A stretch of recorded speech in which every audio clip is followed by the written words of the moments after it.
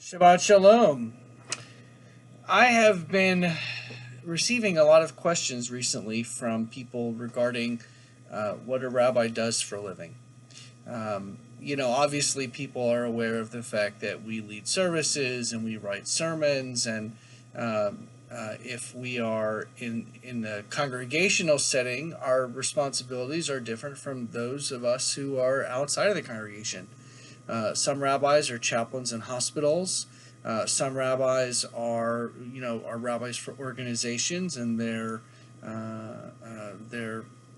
portfolio is quite different. But as a congregational rabbi, there's a lot of things that I do that are behind the scenes and don't even really get any notice by people, simply because it's a part of the job, so to speak. I do a lot of reading, a lot of studying, a lot of research.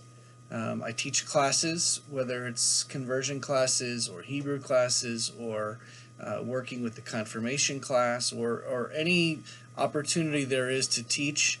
I sometimes go to the University of Tennessee and serve on panels there for religious discussions. When I was in Atlanta, I often went and taught at Kennesaw State University. But also, as I said at the beginning, I do prepare for services and prepare for Torah readings and sermons and, help prepare for holidays here, whether it's the High Holy Day period of Rosh Hashanah and Yom Kippur, or it's the spring holidays of Purim and Pesach and Shavuot. Or just working with the religious school for Hanukkah stuff. There's just a lot of things that go on, but I also spend a lot of time working with individuals, whether it's visiting people in hospitals or in their homes, or sometimes just being a presence for them when they're here, making phone calls, just being there with congregants. Here in Knoxville, I've had the opportunity also to do a lot of things in the community. Representing Temple Bethel for the Martin Luther King celebration in January, as well as at the Mountaintop Experience, in which I went to a service in which we heard Martin Luther King's famous speech the day before he passed away.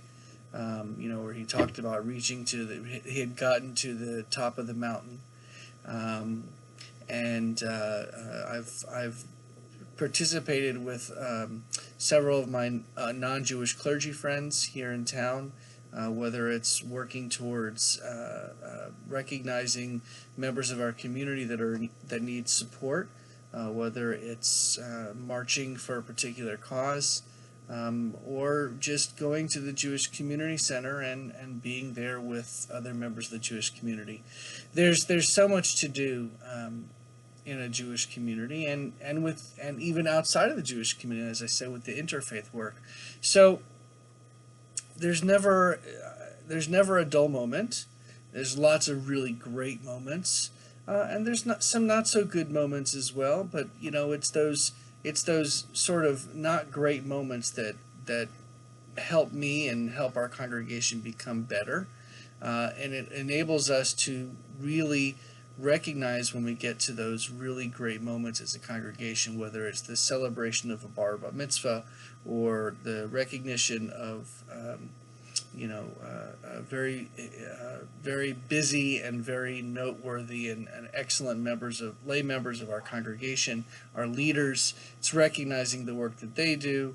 It's when we come together as a community, not just Bethel, but our entire Jewish community here in Knoxville, for example, Yom HaShoah, or our big program coming up, Nashville, Sunday, May 6th, which will be a great taste of Jewish food and Jewish culture, not just for the Jewish community, but for the greater Nashville community as well.